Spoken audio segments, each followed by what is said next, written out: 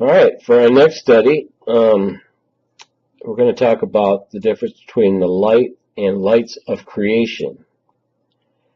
There's a difference between the word light and lights.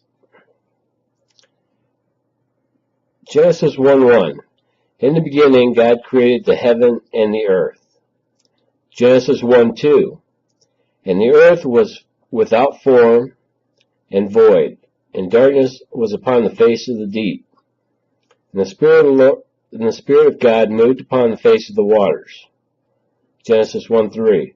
And God said, "Let there be light," and there was light. And I was asked a while back by a person who wondered, well, how was there light before the sun was created?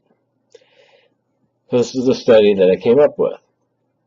Now, the word light is the Hebrew word or, and means illumination and luminary.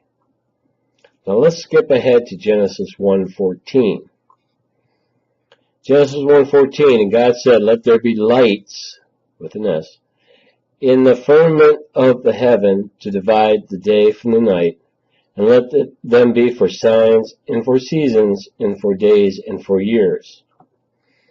The word lights, with an S, is the Hebrew word ma'or. It means, in quotations, a luminous, quotation body, a light, in quotation, as an element.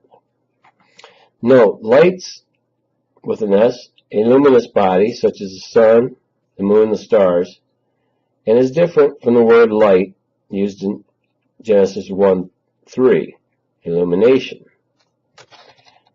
Note how in Genesis 1:3 God said, "Let there be light," and in Genesis 1:14 God said, "Let there be lights," with an S.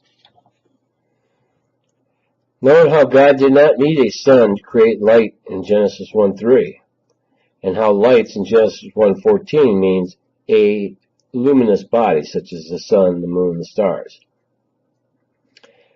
God simply said, "Let there be light," and there was light.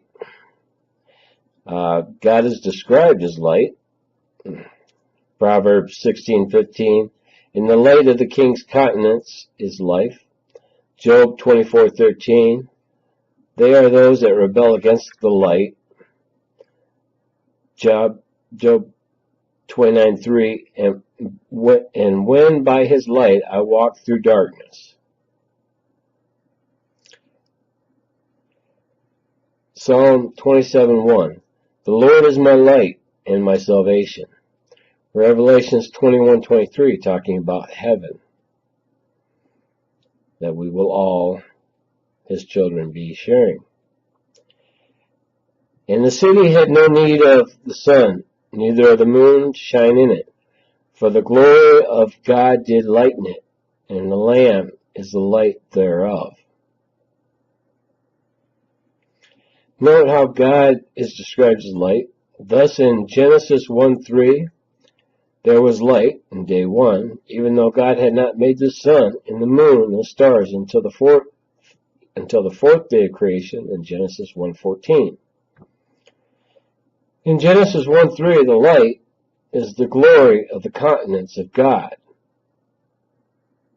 And in Genesis 1:14, the lights, with an S, are the sun, the moon, and the stars.